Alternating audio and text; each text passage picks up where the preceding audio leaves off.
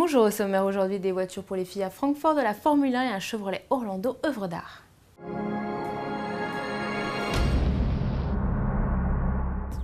Après une sélection spéciale garçon hier, place au modèle 100% girly exposé actuellement à Francfort.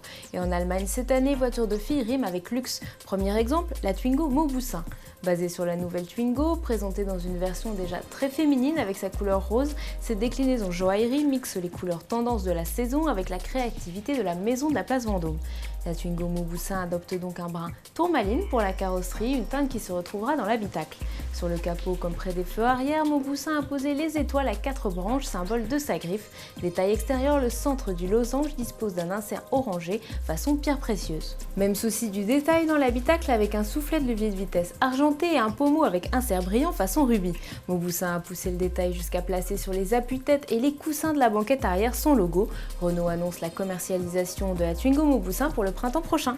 Chez Peugeot, c'est à Pierre Hardy qu'on a fait appel. Créateur de la maison du même nom, collaborateur de Dior et d'Hermès, Pierre Hardy a créé une concept shoe pendant pédestre de la concept car.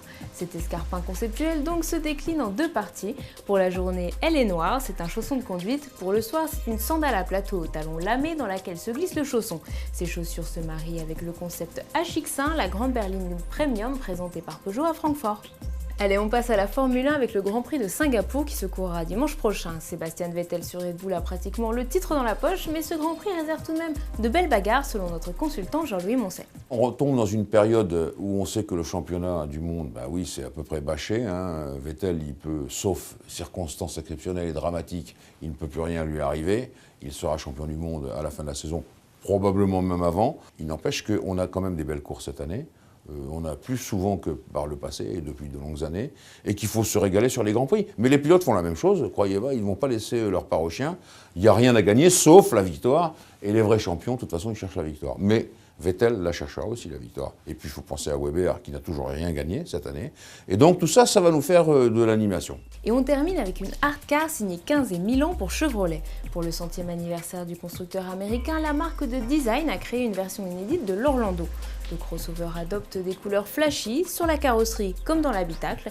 Les sièges deviennent bleu azur, des cubes de mousse remplissent tout l'espace arrière de l'Orlando. Ce modèle inédit sera exposé lors d'une grande foire design ce week-end à Londres. Allez, à demain sur autoplus.fr.